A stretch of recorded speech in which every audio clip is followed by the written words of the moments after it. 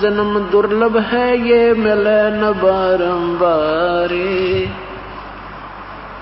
तरवर से पत्ता टूट गिरे, वो बोर न लगता डारे। कि ये मानव शरीर जिसको पाकर तू परमात्मा भूल चुका है, ये तो ऐसा है जैसे वृक्ष से पत्ता टूट के गिर जावे, उसके उपरांत वह पुनः स्थापित नहीं होता। एक बार आपके इस परिवार से संस्कार समाप्त हो गए, आप दोबारा इसी शरीर में, इस परिवार में दोबारा नहीं आ सकते। इसलिए उस परमेश्वर की याद करो, परमात्मा को मत भूलो। परमेश्वर के भूल जाने से जीव बहुत दुखी होता है। क्या क्या बताते हैं। नर सुन रे मूड गंवारा, भाई राम भजन तत्सारा। नर सुन रे मूड गंवारा, ये राम भजन तत्सारा।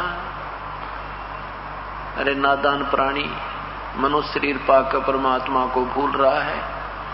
केवल परमात्मा का भजन ही तेरे जीवन का सार है, ये एक निष्कर्ष है। क्या बताते हैं। राम नाम निज सारे है, राम नाम निज मूले। राम नाम सौदा करो, राम नाम ना भूले। खान पान तो को दिया, उदर बीच अनुपाने। तिस समर्थ की बंदगी, अब भूल गया शैताने। कि जिस परमेश्वर ने मां के पेट में भी तेरी परवरिश की, सारी व्यवस्था तेरी कर रखी थी, तेरे आने से पहले भी परमात्मा ने तेरे पूरे जीवन का पूर्व निर्धारित व्यवस्था करके आपको दिया हुआ सारा संस्कार है। यहां आकर के आप परमात्मा को भूलकर स्वयं सियाने बन जाते हो। अपने प्रयत्न से तुम सेठ बनना चाहते हो और उसे ना बनने के कारण फिर लूट खसोट करते हो, मिलावट करते हो, किसी की आत्मा दुखाते हो, चोरी करते हो। ये मां पाप के भागी बन जाते हो और संस्कार से ज्यादा आप प्राप्त नहीं कर सकते। मान लीजिए आपने कोई 2 लाख रुपए कमा भी लिए इधर उधर करके, झूठ कपट बोल के, फिर मनमाना 4 लाख का घाटा हो जाए। वो 2 लाख भी गए और 2 लाख और गए, और वो पाप जो कमाए थे, जो पाप इकट्ठे हुए थे, उन माया के इकट्ठे करने में झूठ कपट बोल के, वो आपको ज्यों के त्यों बैलेंस रह गए, वो तो आपने भोगने पड़ेंगे और पैसा रहा नहीं। इसलिए क्या बताते हैं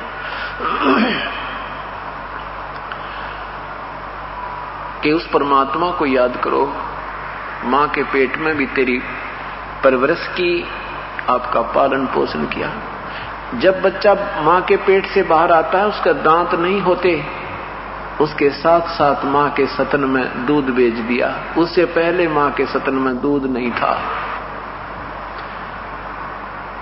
और परमात्मा कहते फिर ऐसे समर्थ को जो तेरी पल पल में ख्यास रखे, तेरे पल पल में सुविधा प्रदान कर रहा है, आने से पहले तेरे ऊपर रहम कर रहा है, उसको तू भूल रहा है। तिस समर्थ की बंदगी क्यों भूल गया शैतान। मूड गंवारा, ये राम भजन तत्सारा। राम भजन बिन बैल बनेगा, सोकर स्वान शरीरम। कौआ खर की दे धरोगे, मिटे न या तक सीरम। कीट पतंग भवंग होते हैं, गिद्दड़ जुम्बक जूनी। बिना भजन जड़ वृक्ष कीजिए, इस पद बिन काया सूनी। भक्ति बिना नरखर एक है, जिन हर पद नहीं जाना। पार ब्रह्म की परख नहीं रे, अब पूज मरे पाषाण। सथावर जंगम में जगदीशम, व्यापक ब्रह्म बिनानी। निरालंब न्यारा नहीं दर्शै भुगतै चारों खानी। तोल न मोल उजन नहीं आवे अस्थिर आनंद रूपम। घटमट में तत् से न्यारा वसो हम सत्य स्वरूपम। बादल छा ओस का पानी ये तेरा उन्माना। आठ पटन कृत्रिम सब झूठा ये सृंचक सुख डपटाना। निराकार निर्भय निर्वाणी सुरत निरत निर्तावे। आत्म राम अतीत पुरुष को गरीब दास न्यो पावे। परमात्मा के विषय में आदरणीय गरीबदास साहिब जी बता रहे हैं कि यदि परमात्मा की भक्ति नहीं करोगे तो राम भजन बिन बैल बनोगे। शुक्र समान शरीरम। शुक्र कहते हैं सुअर को, सवान कहते हैं कुत्ते को। ये योनियां तुझे भोगनी पड़ेंगी। और फिर क्या बनोगे? कौवा खर की दे धरोगे मिटे ना ये तकसीरम। कौवा फिर खर गधा बनोगे। ये दुख तुम्हारे समाप्त नहीं होंगे यदि आप परमात्मा की भक्ति विधिवत नहीं करोगे। इसमें बहुत ही गहरा जो है ना ज्ञान दिया है। क्या बताते हैं? भक्ति बिना नरखर एक है जिन हर पद नहीं जाना। पूर्ण ब्रह्म की परख नहीं रे पूज मरे पाषाण। के बिना भक्ति तो भाई आदमी में और गधे में कभी कोई अंतर नहीं। अब पेट के लिए एक मजदूर सुबह से लेकर शाम तक खूब प्रयत्न करता है। पशु से भी ज्यादा कार्य करना पड़ता है। किसान सुबह से लेकर शाम तक बगैर लिमिट, इसका तो कोई लिमिट है कोई ना काम की। सुबह 4 बजे उठ जा, 6 बजे पहुंच जा, शाम में 11 बज जा। और पशु भी हार के बैठ जाता, पर किसान को फिर भी लगा रहना पड़ता है उसकी देखभाल में। फिर दुकानदार है, सुबह जा बैठा 8 बजे, शाम के 8 बजे तो आंख पाड़े देखे जा। यानी एक पेट के लिए हम कितनी मेहनत करते हैं। मंडी में पल्लेदार होता है, सारा दिन मनमाना 100 क्विंटल वजन इधर से उधर पटक देता है। परमात्मा कहते हैं भक्ति नहीं करोगे तो मनुष्य में और गधे में कोई अंतर नहीं। जितने भी हम ज्यादा रिस्पॉन्सिबिलिटी आती है, ज्यादा जिम्मेवारियां आती हैं, उतना ही बर्डन दिमाग पर उसके अधिकारी पर बढ़ता चला जाता है। परमात्मा बताते हैं अगम निगम को खोज ले भाई बुद्धि विवेक विचारे। उदय अस्त का राज मिले है तो बिन नाम बेगारे। बेगार किसे कहते हैं? बेगार कहते हैं ये प्राइवेट व्हीकल को, और कई बार सरकार ले जाती है। अब तो इनको तेल त्याल दे दे हैं, गाड़ी भी दे देते हैं, दिन की जिसी इनकी सिलेक्ट करते हैं। पहले पुराने समय में क्या करते थे, ये जैसे 3 व्हीलर होए, 4 व्हीलर होए, कोई जीप जाप थी, इनको पुलिस वाले पकड़ ले जाया करते। साधन थे को नहीं, इनको फिर गांव में कोई चोर चार को पकड़ने के लिए, रेड डालने के लिए सुबह ले जाते, 4 बजे बुला लेते और शाम को 10 बजे छोड़ते। और वो तेल भी खुद डलाया करता। उस दिन की दिहाड़ी भी गई और 1 मिनट डटे नहीं, भागा भागी रहा करती सुबह तो लेकर शाम तक। तो वो अगले दिन आपस में चर्चा करते थे कि कल ना आया भाई, कहाँ चला गया था। दूसरे उसके साथी 3 व्हीलर वाले कहा करते, वो कहता भाई कल बेगार में फंस गया था। सुबह ले गए भाई 4 बजे, शाम ने 10 बजे 11 बजे छोड़ा। खान पीन भी ना पाया, पैसे भी 200 रुपये दोहरे लागे, अपने पास से ही खर्च करने पड़े। इनकम कुछ नहीं हुई, प्रयत्न मेहनत परिश्रम और दिनों से ज्यादा हो गया। तो उसको बेगार कहा करते हैं। तो यहां परमात्मा हमें उससे तुलना करते हैं कि अगम निगम को खोज ले और बुद्धि विवेक विचार जरा सा सोच विचार कर ले। आप सोचने का समय कोई नहीं, हमें माया लुटन की चिंता ज्यादा बनी हुई है। कार कोठी बनाने में ज्यादा ध्यान, फैक्ट्री फुकटी लाने में लगे रहते हैं, हम सोचते नहीं। और सोचने का समय मिलता सत्संग में, और सत्संग प्राणी को कलयुग में मिल नहीं रहा। अब कारण क्या है कि जो संतों के आप सत्संग सुनने जाते थे वो तो वह मीठी गोली दिया करते। दो कथा इधर की सुना दी, उनका सिर ना पैर, श्रद्धालु भी संत का सत्संग सुनाए, अच्छा कर्म बन गया।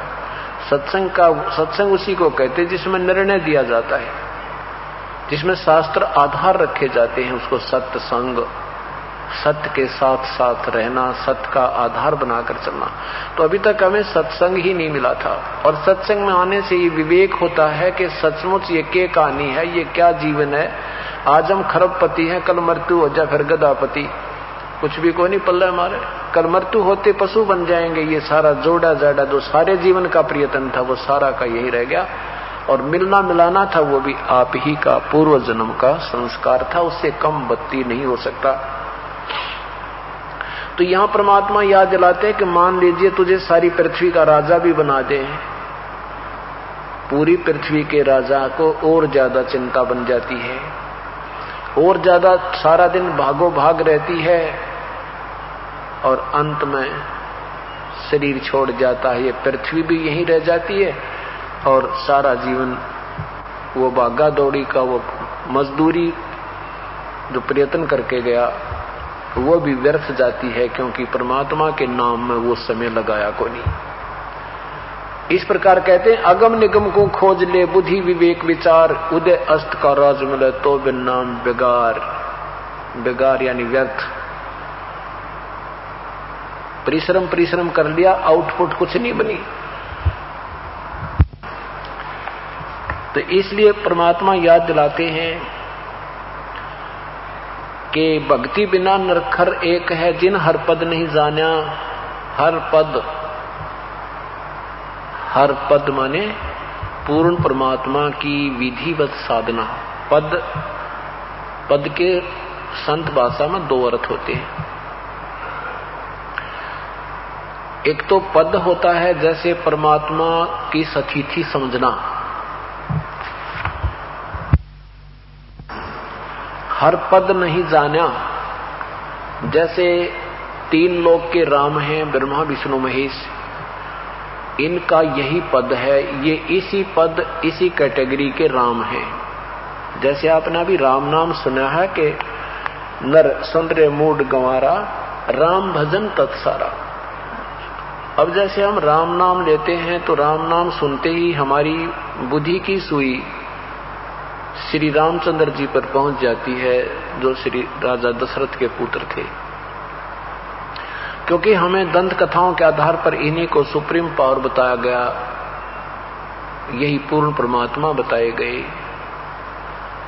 तो परमात्मा कहते हैं पहले तो तुम राम की इन कैटेगरीज को समझो, राम पद को समझो। जिन हर पद नहीं जाना, जिन्होंने परमात्मा की सतिथि का ज्ञान नहीं हुआ, वो भक्ति करते हैं तो भी विफल रह जाते हैं।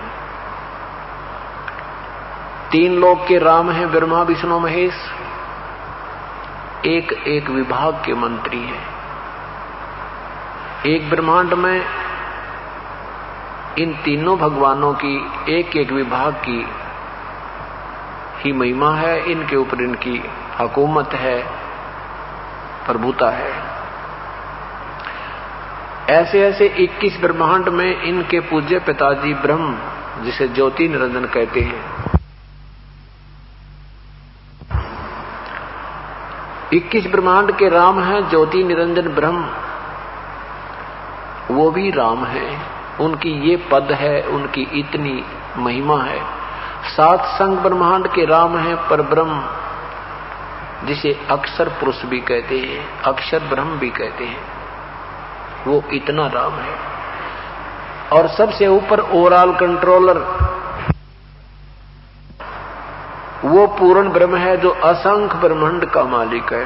असंख्य ओवरऑल कंट्रोलर ब्रह्मा विष्णु महेश के एक ब्रह्मांड में तीनों विभागों पर भी वो मालिक है, वो राम है। ब्रह्म के 21 ब्रह्मांडों पर भी राम है, पर ब्रह्म के 7 संग ब्रह्मांडों पर भी वो मालिक है।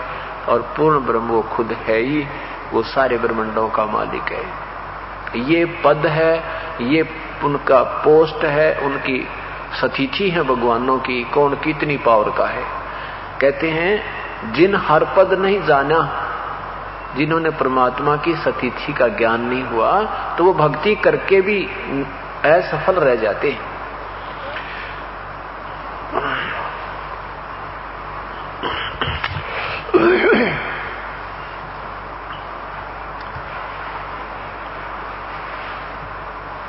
बिना नरखर एक है जिन हर पद नहीं जान्या, पूर्ण ब्रह्म की परख नहीं रे पूज मरे पाषाण। पूर्ण परमात्मा की पहचान हुई नहीं और पत्थर पूज कर मर गए। कहीं मंदिर में भगवान बना लिया पत्थर की मूर्ति बना के, कहीं की तो पहाड़ के ऊपर धर दिया एक पत्थर उठा के, कह दिया यहाँ भगवान रहता है, तो गोली आत्मा वहां भी जाने लगी।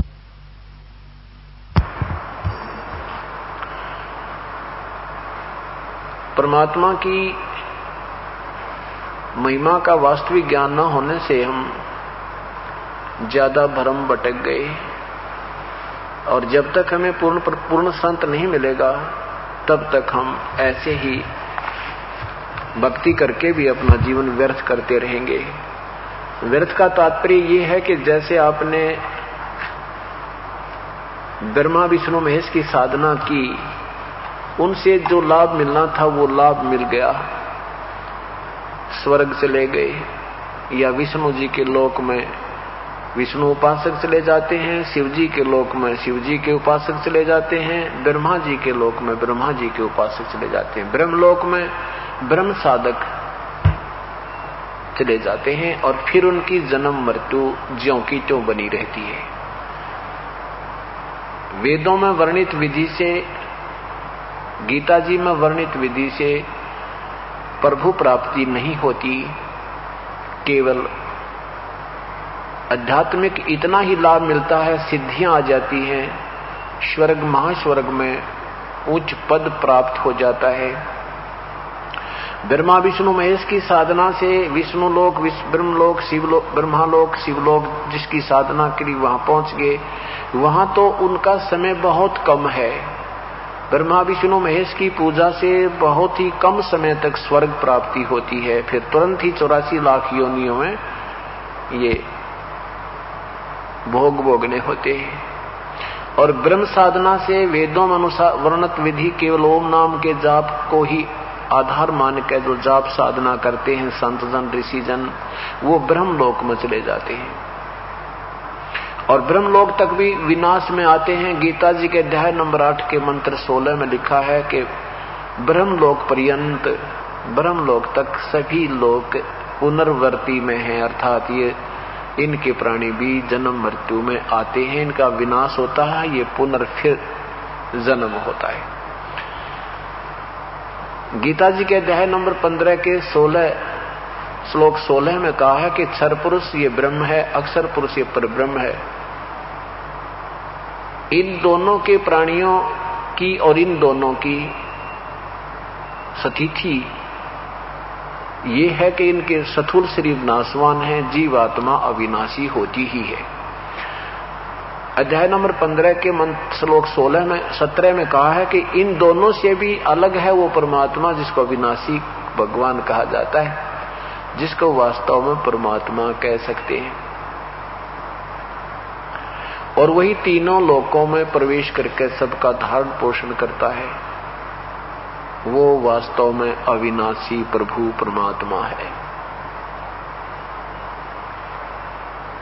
तो यहां परमात्मा ये बताना चाहते हैं कि ये तीनों, ये ब्रह्म, परब्रह्म और इन ब्रह्म के तीनों पुत्र, ये सभी नाशवान है, अविनाशी परमेश्वर नहीं है। अविनाशी परमात्मा वो पूर्ण ब्रह्म है, परम अक्षर ब्रह्म है, वो तीसरे नंबर का। वही परब्रह्म ही, वो पूर्ण ब्रह्म ही ऊपर 3 अन्य लोकों में भी स्वयं ही विराजमान है अपने अन्य रूप बना के।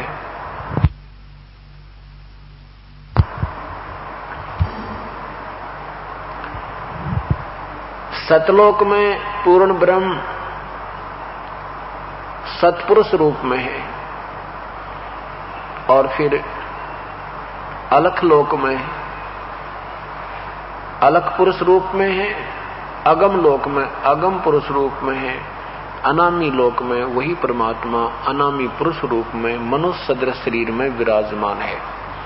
अभी तक जितने भी आपने संतों या पंथों के ज्ञान सुने हैं, उन्होंने सतपुरुष तो सुन रखा है, कबीर साहब की वाणी तक अलख पुरुष भी सुन रखा है, आगम पुरुष भी गोट रखा है, और अनामी पुरुष भी याद कर रखा है, पर उन्होंने कह कह का पता नहीं वो भगवान है कैसा, क्योंकि उनका अनुभव नहीं, उनका कोई अपनी जो कोई उपलब्धि नहीं उन नादानों को। सतगुरु की वाणी पढ़ी, नारी दुकान खोल ली, कह कह का ज्ञान नहीं। वो परमात्मा को निराकार बताते हैं कि सतपुरुष निराकार है, और साथ में महिमा गाते हैं उसके एक रोमकूप की में इतनी रोशनी है कि करोड़ सूर्य मिला दे, करोड़ चंद्रमा मिला दे तो भी फीकी रह जाए। ये कबीर साहब ने अपनी महिमा आप बताई थी। उस वाणी को पढ़कर ही वो तो केला दिए, अपनी सोच को छोड़ दी कि वो निराकार है परमात्मा। और फिर लिखते हैं कि सुना है परमात्मा ने इंसान बनाए, इंसान को अपना ही रूप बनाया। ये राधा स्वामी पंथ वालों की किताबों में ये तीनों प्रकार की व्याख्या विद्यमान है, और फिर भी भगवान को निराकार बताएं। यही बात बिगड़ी हुई थी कि हमें अभी तक निर्णय नहीं मिला था कि वास्तव में परमेश्वर है कौन और है कैसा, और फिर वो मिला कैसे, ये तो बाद की बातें हैं। पहले तो ये निर्णय हो कि वो कौन है परमात्मा जिसकी तरफ हम प्रस्थान करें, जिसके पाने का प्रयत्न करें। अभी तक तो यही ना निर्णय हो रहा था। अब कोई कहे परमात्मा निराकार है, फिर उसको प्राप्ति क्या, प्रयत्न की क्या आवश्यकता है? ये सारा उलझ ज्ञान हो रहा था। अब ये बिल्कुल स्पष्ट हो गया है, अब बिल्कुल स्पष्ट हो गया है। चलना बाकी है। पूरे विश्वास हो जाने के बाद फिर प्रस्थान करने में आदमी निसंशय होकर दौड़ लगाता है, और जो संशय में चलता है तो उसको कोई भी रास्ते में टोक दे, तेरा रास्ता गलत है, वही रुक जाता है। अब निसंशय होकर के हम भक्ति करेंगे। गीता जी में लिखा कि अर्जुन, जब तेरी नाना प्रकार के भ्रमित करने वाले शास्त्रों के ज्ञान से बुद्धि हटकर एक तत्व ज्ञान पर आश्रित हो जाएगा, तो बिल्कुल दृढ़ हो जाएगा, तब तो तेरी भक्ति प्रारंभ होगी, तब तो तू योगी बनेगा, तब तो तू भक्त बनेगा। अभी तक तो तू भक्त भी हो रहा। तो उसके लिए उस संत को ढूंढ जो तत्व ज्ञान से परिचित हो, फिर जैसे वो बताओ भाई ऐसे भक्ति करना।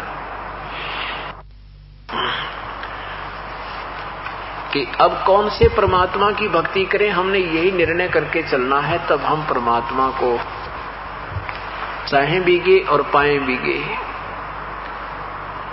वो पूर्ण परमात्मा सतपुरुष है, उसका वास्तविक नाम कबीर देव है। कबीर देव, कबीर साहिब, कबीर परमेश्वर, ये उसी परमात्मा के भाषा भिन्न नाम है।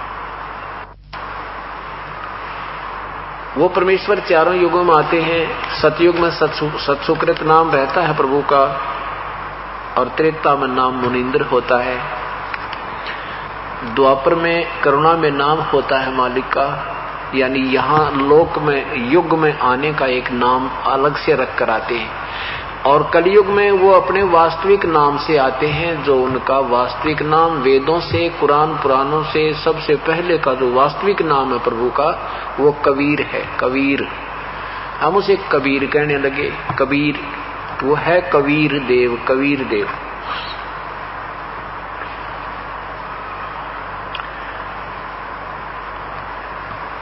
अब हम परमात्मा को पहचान नहीं पाते। जरा सी कोई सिद्धि हो जाती है, साधना करते हैं, जरा सी सिद्धि होगी, उस सिद्धि के आधार पर हम फूले फिरते हैं। एक समय की बात है कि गोरखनाथ जी, जो बहुत बड़े महापुरुष सिद्ध पुरुष कहलाते हैं, उन्होंने ओम नाम के जाप से युगों युगों साधना करके एक ऐसी सिद्धि प्राप्त कर ली थी कि वो मुर्दे तक भी जीवित कर देते थे। अब मुर्दा जीवित कैसे होता है कि उस साधक की अपनी कमाई देनी होती है। और ये गोरखनाथ जी जैसे महापुरुष पहले किसी समय में परमेश्वर कबीर साहिब की शरण में रहे थे। हम असंख्य युगों से भक्ति का प्रयत्न कर रहे हैं और हम बीच में थोड़ी सी हल्दी की गांठ मिल जाते ही पंसारी बनने की चेष्टा करते हैं। और यही कमजोरी हमें अभी तक नुकसान दे रही है, क्योंकि हमें ज्ञान पूर्ण हो नहीं पाया और हम ऐसे ही भ्रमते भटकते रह जाते हैं।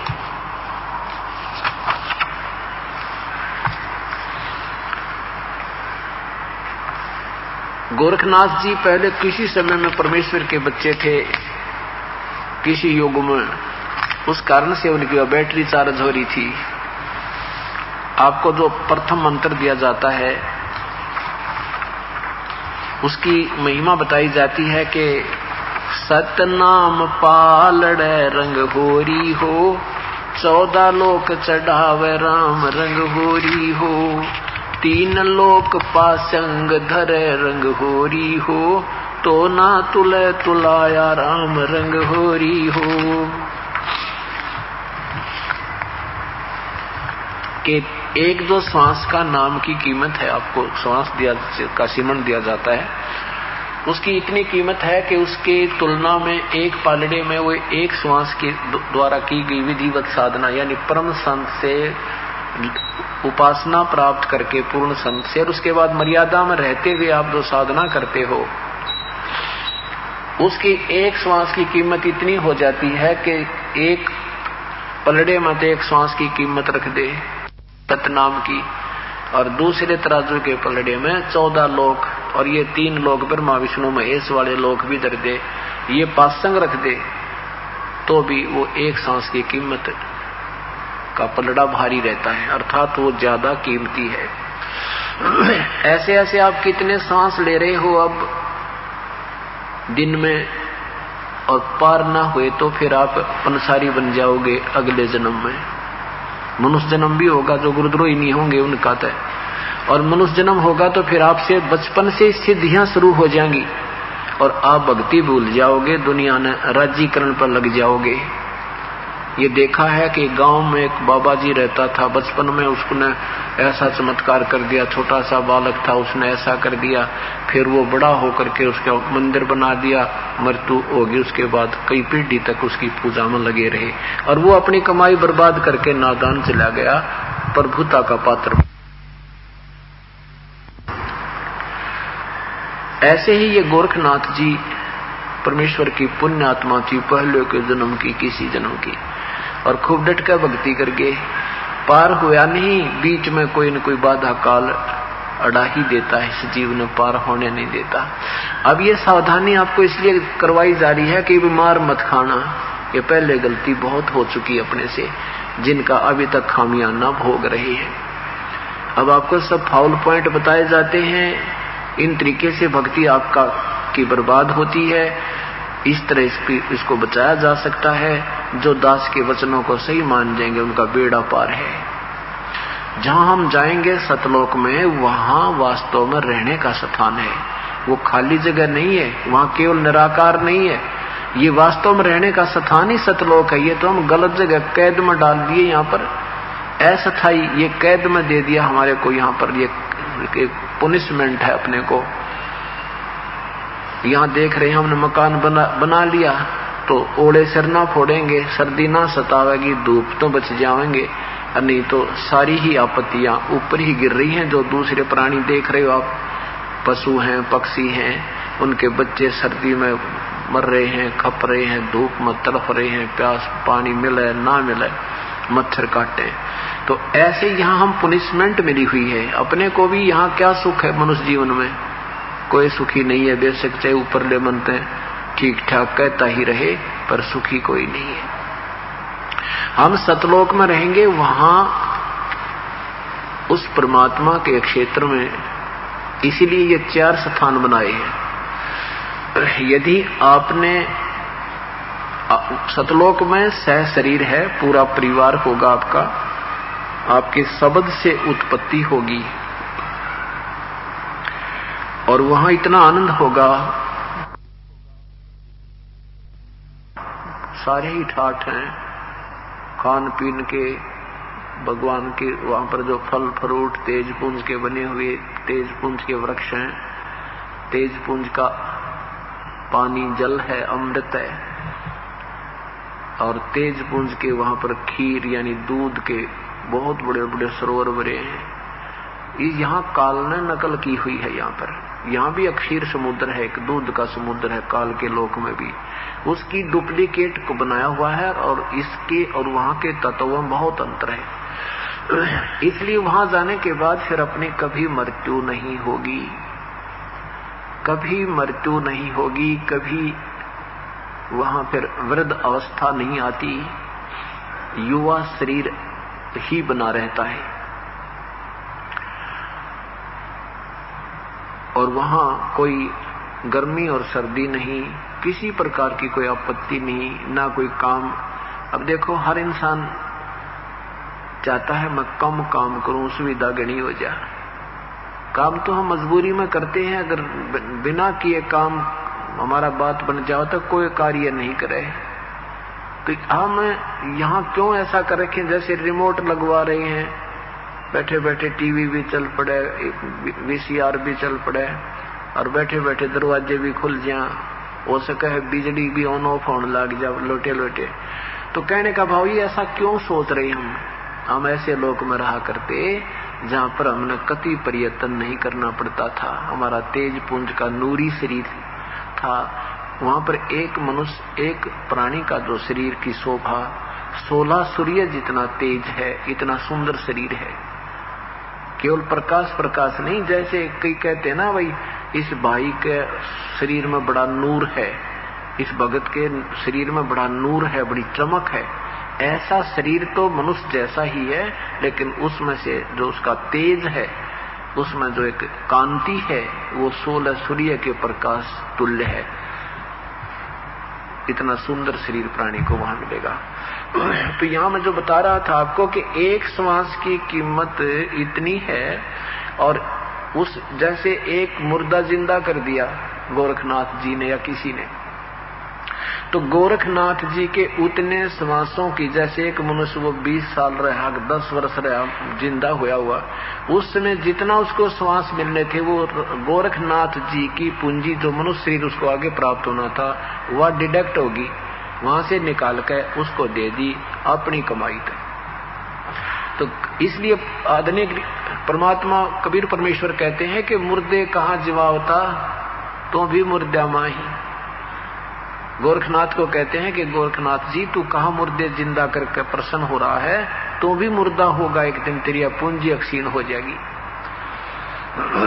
एक समय गोरखनाथ जी आ गए बनारस में। अब ये मन में काफी शंकाएं पैदा कर देते हैं ये जो ज्ञानहीन संतों के शिष्य हैं, और जो केवल वर्तमान में यही देखते हैं कि समकालीन था या नहीं था। आध्यात्मिक मार्ग बहुत ही गहरा है, इसको समझने के लिए तत्व ज्ञान की आवश्यकता होती है। तत्व ज्ञान अभी तक इन संतों ऋषियों के पास वर्तमान में रहा नहीं, इसलिए हम हीट एंड ट्रायल मेथड पर ही संबंधित हो गए, आश्रित हो गए। आंखें देख लें और हमारी मिलती जुलती बुद्धि काम कर रही है, वहीं तक स्टोरी ठीक है तो मान लेंगे, उससे अलग चलती है तो हम कहेंगे नहीं ऐसा हो ही नहीं सकता। परमात्मा के मार्ग में इम्पॉसिबल शब्द वर्ड नहीं होता, परमात्मा की महिमा में इम्पॉसिबल वर्ड नहीं होता, असंभव शब्द नहीं होता। ऐसा नहीं हो सकता, वैसा नहीं हो सकता, तो हमारी बुद्धि की कमजोरी और ज्ञानहीनता का प्रमाण है। जैसे मौला थल से जल करे और फिर थल कर देते, साहेब तेरी साहेबी मैं श्याम कहूं के श्वेत। कि वो परमेश्वर 1 सेकंड में और सारी पृथ्वी का जल जल बना दे, कति और दूसरी सेकंड में ज्यों के त्यों बैठा दे, जो जहां से जैसे थे आपको पता भी ना चला, मरे थे जीवे हैं कैसे ही थे, ऐसे ही लगे जैसे सोपन में उठे हैं, और ज्यों का तो आप अपने घर में जहां यहां बैठे हो तो यहीं बैठे दिखा दे। तो उस परमेश्वर की महिमा से हम परिचित हो जाएंगे, तब बात बनेगी। कैसे? एक समय की बात है, एक संत साधु, एक भक्त की झोंपड़ी, उसका घर एक पहाड़ पर था, और वो भक्त बहुत अच्छा था, कबीर परमेश्वर का साधक था, पूर्ण ब्रह्म का साधक था। वो क्या करता था कि अपनी झोंपड़ी से, अपने घर से नीचे आकर वृद्ध हो गया था, और नीचे एक तालाब भरा था बहुत सुंदर, उस पे हाथ पैर मुंह धोकर जाया करता था, स्नान कर लेता था।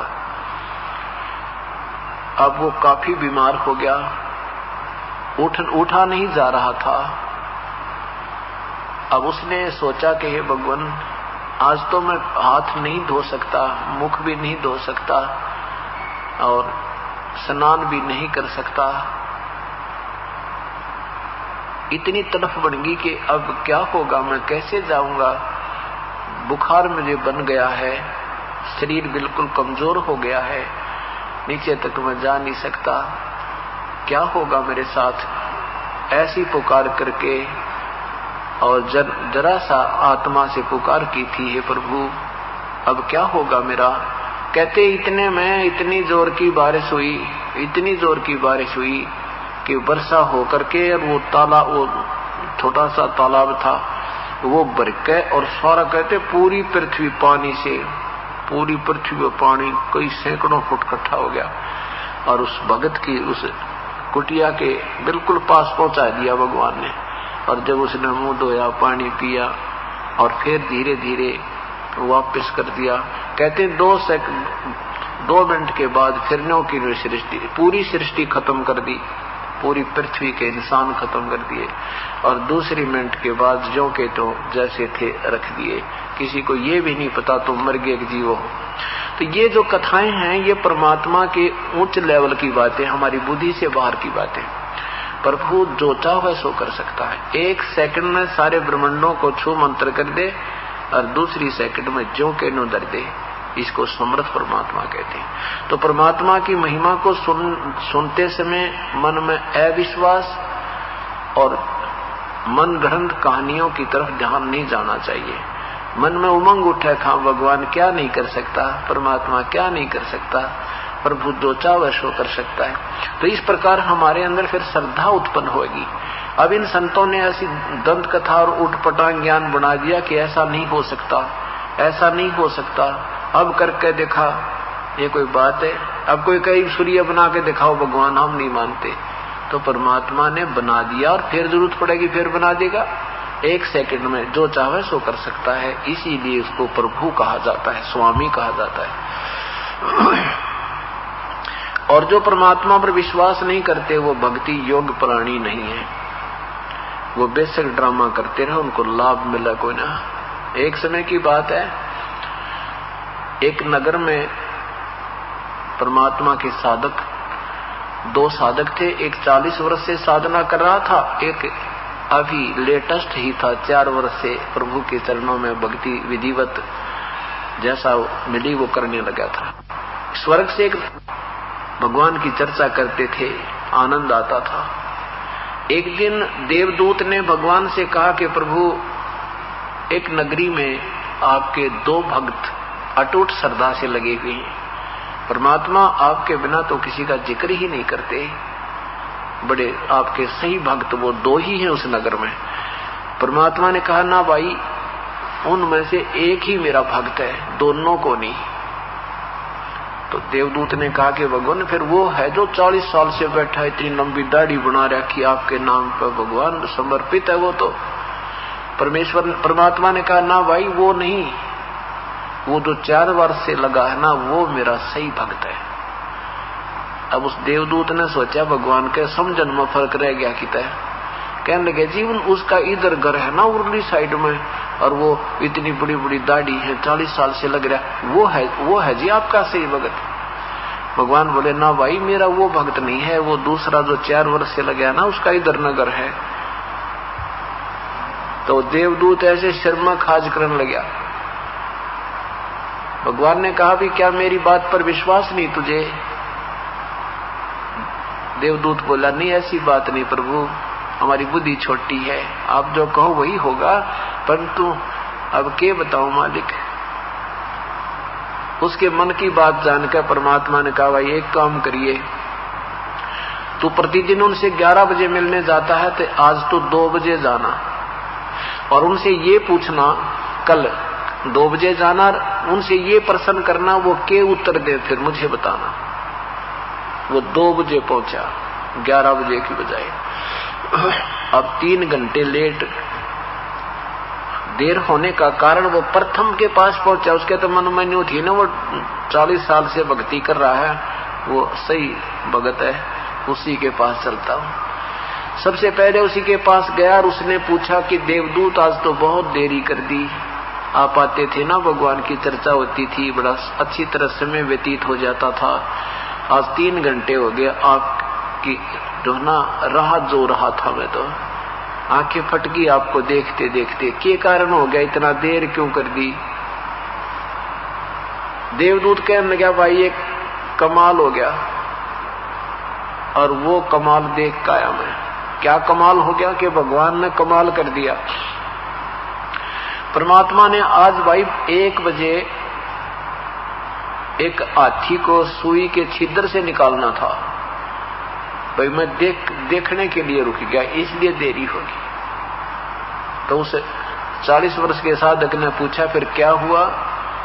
देवदूत ने कहा भाई भगवान ने कमाल कर दिया, सुई के छिद्र में कहना हाथी निकाल दिया।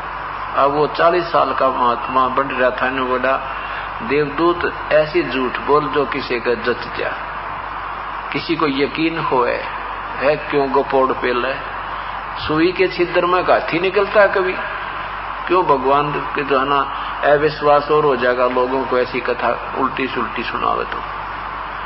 अब देवदूत उसके मुंह की तरफ देख रहे, यू कल तक तो इतनी बढ़िया बात करा करता रहा, आज यू कति फ्यूज हो गया, उठ कर चाल पड़ा। भगवान ठीक है कहते तो मेरा डांगर है, इत का भगत है, यो काय का संजय, भगवान की लीलाओं में तुझे अविश्वास है, तू भक्त नहीं है, उठ कर चल पड़ा। अब देवदूत ने सोचा वो 4 साल वाला के जवाब देगा, जब 40 साल के ने ऐसा जवाब दिया है, तो उसका विश्वास नहीं हो रहा था कि ऐसे ही वो घर गालेगा। अब जो ही दूसरे ने पूछा कि देवदूत आज तो बहुत देर कर दी, क्या कारण हो गया, स्वस्थ हो तुम?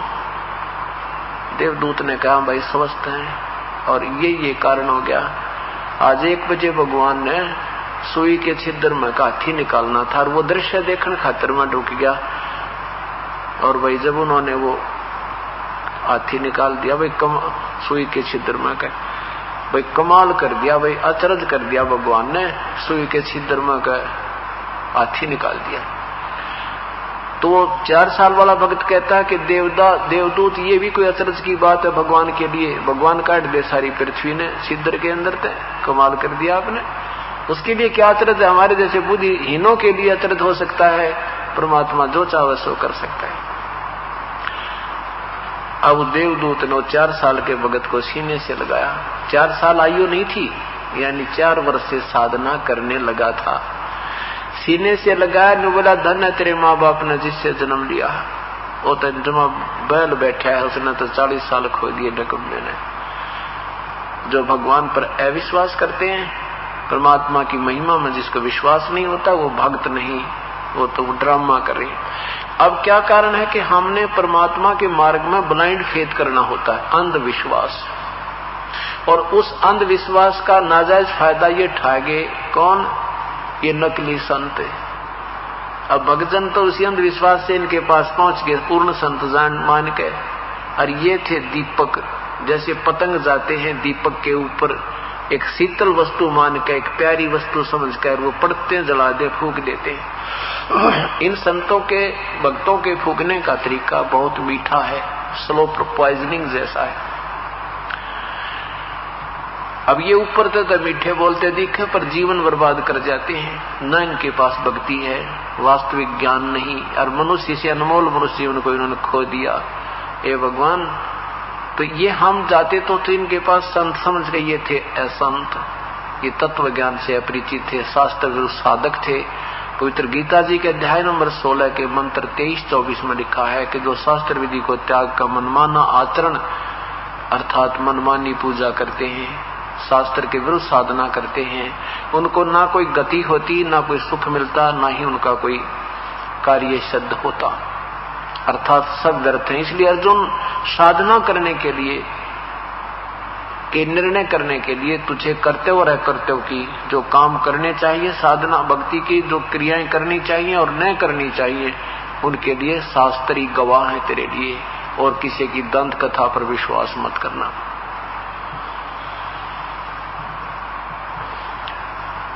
जो दास बताना चाह रहा था आपको कि गोरखनाथ जी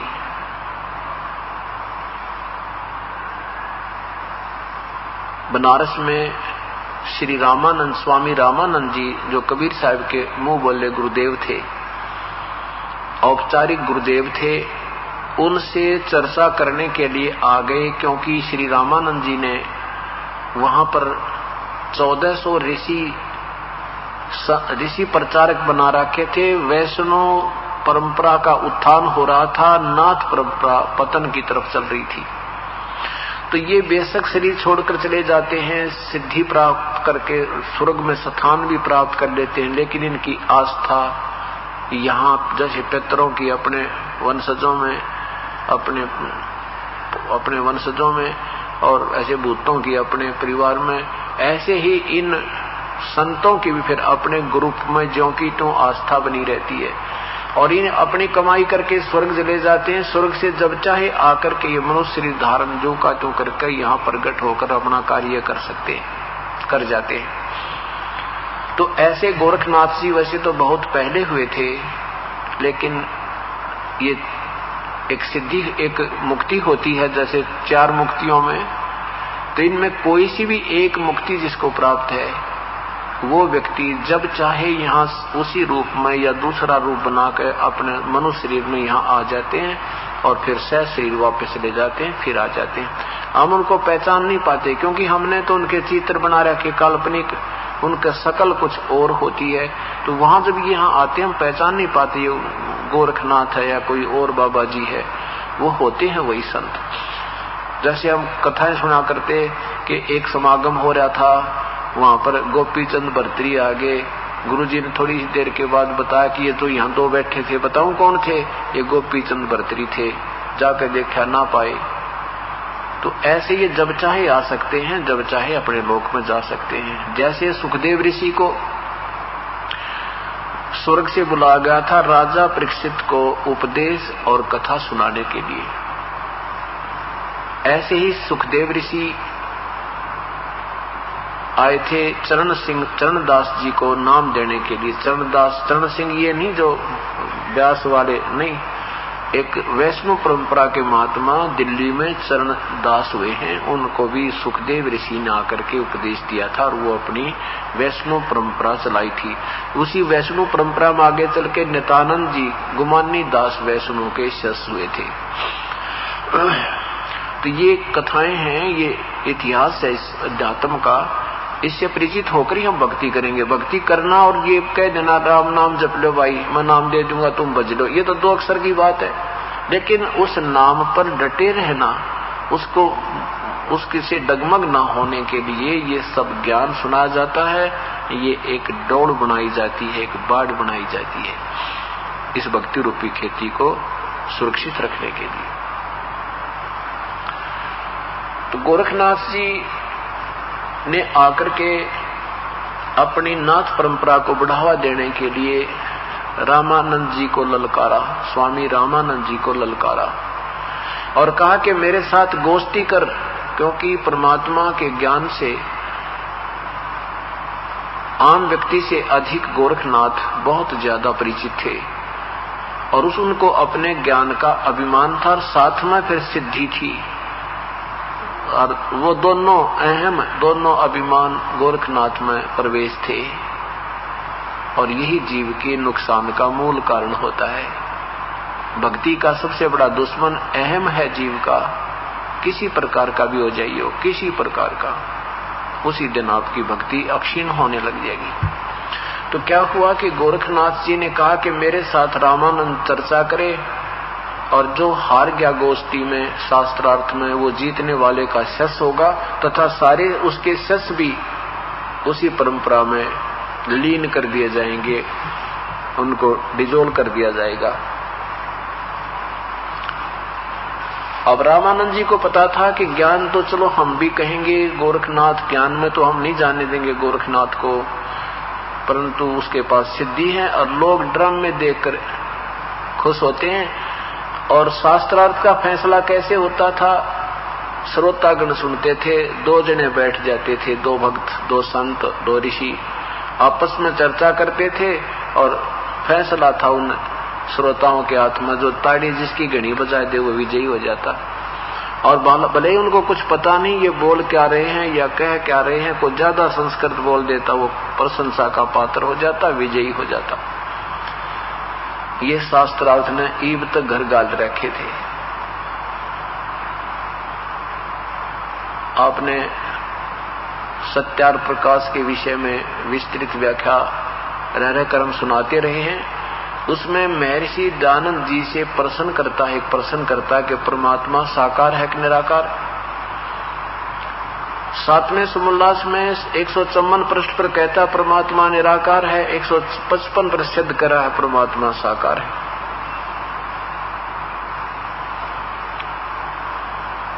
यानी ऐसी बिल्कुल बेतुकी बातें उस सत्यार प्रकाश में घुसेड़ रखी हैं, लेकिन संस्कृत बोलना जाने था, लोगों ने ताड़ी पीट दी, वाह महर्षि हो गया।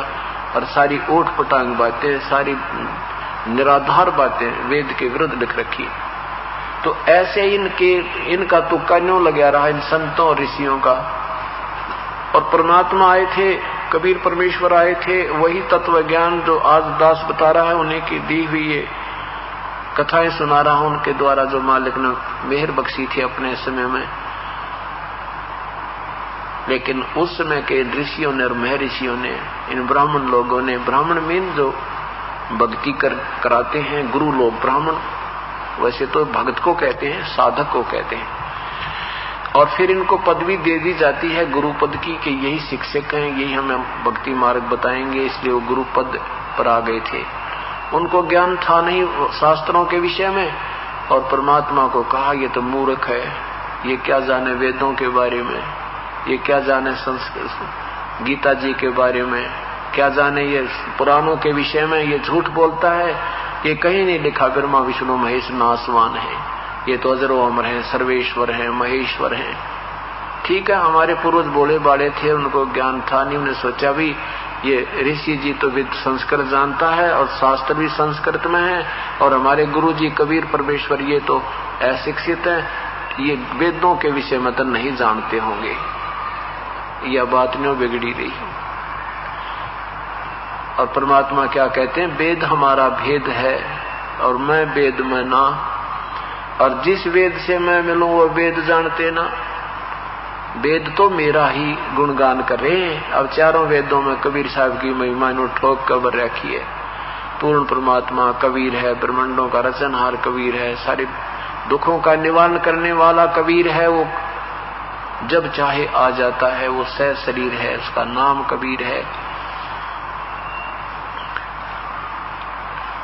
तो गोरखनाथ जी ने जब ये प्रचार अपना जो सूचना भेजो कि भाई ये तो सिद्धि दिखा देगा, लोग ताड़ी पीट देंगे और ये तो बात बिगड़ेगी, चिंतित हो गए। उसी समय परमेश्वर कबीर साहिब अंतर्यामी अपने गुरुदेव के पास पहुंच गए और पूछा, गुरुदेव क्या बात है, शरीर स्वस्थ है क्या आपका? परमेश्वर स्वामी जी ने कहा कि भगवान शरीर तो स्वस्थ है, पर एक सिर दर्द पैदा हो गया। एक गोरखनाथ आया है, एक नाथ जी आया है, जब तक ये ना पता था ये गोरखनाथ है। एक नाथ जी आया है, बड़ा सिद्धि युक्त बताते हैं, और उसने ऐसे ऐसे ललकारा है।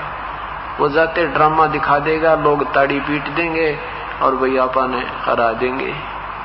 परमेश्वर ने कहा कोई बात नहीं स्वामी जी, वैसे तो आपका जो आज्ञा हो वैसे करेंगे, चलते हैं देख लेंगे। और संत तो हारे भी अच्छे, कम से कम को ज्ञान चर्चा होगी, कोई भगत तो सुन लेगा ज्ञान चर्चा को। तो परमेश्वर की ये बात सुनी तो स्वामी जी को हिम्मत होगी कि जब कबीर साहब ने ये बात कह दी तो बात कुछ और बनेगी। चल पड़े। अब क्या था, इधर रामानंद, एक तरफ तो रामानंद जी का आसन, एक तरफ गोरखनाथ जी का आसन। और गोरखनाथ जी ने एक त्रिशूल गाड़ रखा 6.5 फुट का, वहां आपके अपने पास त्रिशूल होता, ऊपर से 3 तीर जैसे 3 ऐसे सिरे से होते हैं, उसके नीचे से एक लोहे का पाइप सा होता है, नीचे भाले तुल होता है, उस भाले को तो जमीन में गाड़ देता है, ऊपर से 3 ऐसे खूंटी सी होती है तीर की तरह, उसको त्रिशूल बोलते हैं। अब कबीर स्वामी रामानंद जी का आसन लगा था, कबीर साहब उनके चरणों में जमीन पर बैठ गए, अपने गुरुदेव की गुरु शिष्य की भूमिका निभाते हुए। और इधर गोरखनाथ जी बैठे हैं। तो गोरखनाथ जी ने कहा कि रामानंद जी मेरे साथ चर्चा करो, गोष्ठी करो। परमात्मा ने, कबीर साहब ने कहा कि पहले मेरे साथ गोष्ठी करो गोरखनाथ जी, पीछे मेरे गुरु जी से बात कीजिए। अब जब गोरखनाथ जी कहा परमेश्वर ने, तो गोरखनाथ के कान तो खड़े हो गए कि मुझे कोई पहचानने वाला नहीं था, इसने पहचान लिया, जान गया। तो बता, कबीर साहब ने बताया कि गोरखनाथ है ये जो हमारे साथ गोष्ठी करने आया है। तो गोरखनाथ जी ने कहा कि उस दिन कबीर साहब ने क्या काम किया कि जो वैष्णव साधु होते हैं ना, वैष्णव परंपरा के विष्णु जी के उपासक, ये क्या करते हैं, गल में एक माला जिसमें एक ही मन का होता तुलसी का मोटा सा, और एक जनेऊ से में डालकर, धागे में डालकर वह कंठी में डाल रखते हैं, और एक माला वैसे डालते हैं, वैसे डालते एक माला 108 मणिया की जाप जूप करण खातर रखा करें।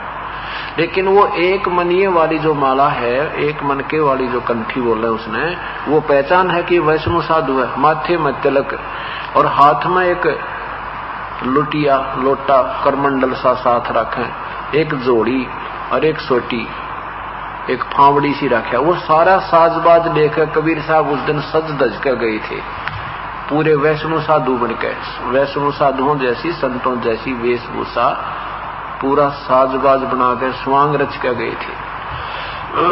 तो गोरखनाथ ने कहा कि कबीर तू कल का बालक, तू कब से योगी हो गया, कब से तू बैरागी बन गया, कब से तू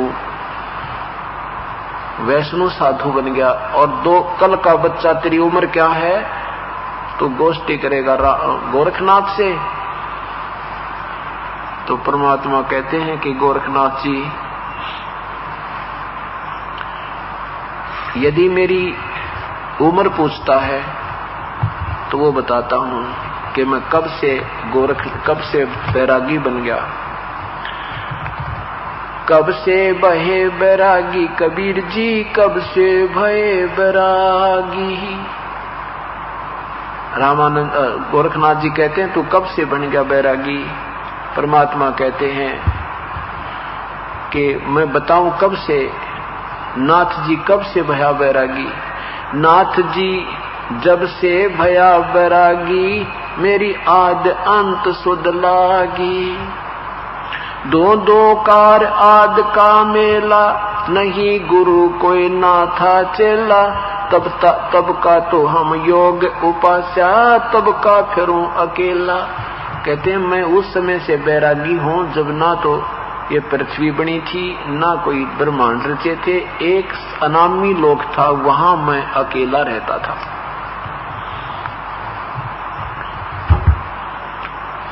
धरती नहीं जद का टोपी, दीना ब्रह्मा नहीं जद का टीका। एक टोपी पहनते थे वैष्णव साधु, एक टोपी, एक माथे में टीका, हाथ में लुटिया, जोड़ी, डंडा, ये सारा साजबाज ले रहे थे।